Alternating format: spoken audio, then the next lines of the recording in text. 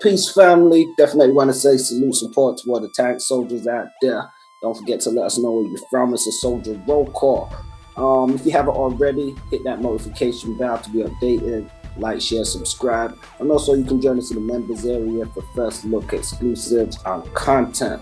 I don't really ask much, but you guys also feel free. The links are out there. You can join us on Patreon for exclusive updates and to join us on the channel. Or you could always send some donations to that Cash App as well too. Everything's appreciated to help the channel grow. So with that being said, salute to all the soldiers, man. Don't forget, let us know where you're coming in and checking in from. So we want to discuss on this segment the After Tank album, and the reason why the After Tank album was, somewhat of a flop, to be honest, and it pretty much bombed. I don't know what it did in terms of numbers. I'm gonna try to get some stats up on it. However, it wasn't the success that a lot of people would have wanted it to be, and we're gonna look at some reasons why it fell short. So the After Tank album was released on April the 10th in 2001. It's about 41 minutes and 46 seconds.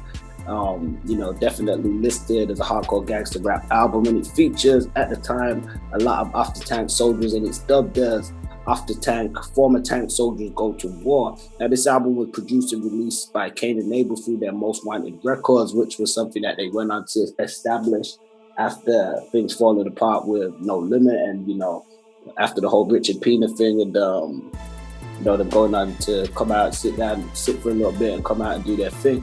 So salute to Kane and Abel. Definitely kept it solid, but this album, it was a bit of a letdown, I'd say, for the fans. Now, I kind of remember at the time it was after a lot of people had left, and everybody was like, there was this big void from No Limit and from the Tank, in terms of the production. We wasn't getting that production on the No Limit albums. There was a lot of new production. Some people missed the old production, missed the old artists. So with announcements of an album like this, I think a lot of people had high expectations and hopes, but I don't feel as though they were met, especially not on a mainstream level. It wasn't a very commercially successful album. Like I said, I don't want to disparage anybody. I've tried to find the numbers on it, but I can't really find too much. So I'm kind of just going from, the word in the streets and what the people are saying, and even what the fans are saying. So a lot of fans said they were disappointed in this album. They felt they wanted more. It featured Mystikal, was listed on there, but it wasn't really quite a Mystikal track. And, their big feature rate says it was featuring Mystikal. And he was kind of just featured, I think, on a hook with a song called Handle Your Business by Tim Smooth a legend. So you had the intro, which was called Straight After Tank, with a guy rapping about all the tank soldiers now on their own, doing their thing on one album. And to be honest, the intro kind of hot. It kind of, gives you a feeling like the album's gonna go somewhere with more edge, because he kind of culminating the whole scenario in his rap. But it doesn't really extend on from that. As I said, the second song is the Handle Your Business one. So by the time you hear that, it's kind of disheartening, because you realize Mystikal ain't really going to be on the project anymore, and not in the vein that you would have expected or liked to hear him from. The album also has a lot of interesting skits, which I believe, I don't know if it was voiced by Kane and Abel. We got the Smoking Joe skit.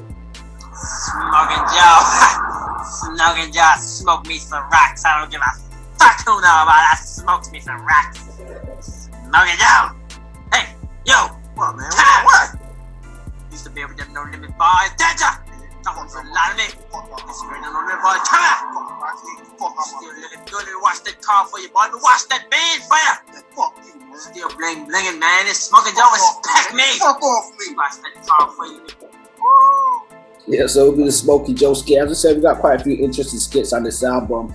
Now, we did hear Kane and Abel doing a lot of voices on some of the No Limit stuff, so it sounds like they did some voiceover character work.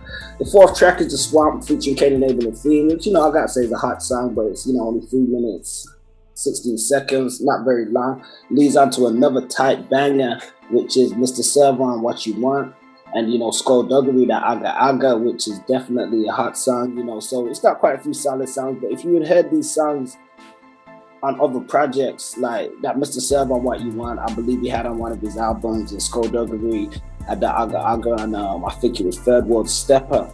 Same with the Big Ed song. They had FS featuring Moby Dick, which could also be featured on Big Ed's Special Forces album, which was, a very much tight album. I definitely want to cover that at some point because that album, I know it's off topic, but that Special Forces album really felt like a No Limit album in a lot of ways, albeit it missing like P and Silk, but it had damn near everybody else on it and the production and everything was tight. So after we get past those songs anyway, we get another skit which is like Record Executive. And some of these skits on his album, they kind of seem like they, not taking shots at No Limit, but speaking in reference to, I guess, the business dealings going on, right? So we have the Record Executive skit. That's awesome. You sold a lot of freaking records over there at No Limit, man. I want to sign you guys. I want you guys deal, man. I want to blow you guys up and fuck you out of some more money, man. Is it cool? I mean, am I going to be safe or am I going to have some soldiers coming after me? I mean, is it cool to sign you guys? I mean, let me know straight up, dude. I don't want any problems, man. I just don't want no trouble, man. But I really want to fuck you out of some more of your money, man. Yeah, so then we see another interesting skit that's on this album. It seems like he's taking shots. It's followed up by a song from Pheno, from the Gambino family, called My Time to Shine. Not a bad song, but it's kind of moderate. I think the song was missing that overall hard edge, even though it had some tight bangers, What You Want, Aga Aga, Big Ed on the Hardest. Once again, that was like a repeat song from another. It just felt like a compilation. It didn't really feel like these guys all got together and made these songs, which is, I think, what the fans was expecting from an Off the Tank album, the way it was pitched. Definitely great marketing, but I think people wanted it to be, a stacked roster, everybody on songs going backward and forward. It did feature a lot of the Tank roster in some form. You had Steady Mobbin was also on one song called Zoning, and Uzi from the Prime Suspects family on a song called I'm a Dog. You also had another skit called Chiefin, which was about zoning out on ecstasy, I do believe. Show up. What's up? Get up. Shit. Shut up. Get up, man. Get up. It's time to go. What? Man, don't y'all know what I'm going through? Don't y'all know what I'm doing, man?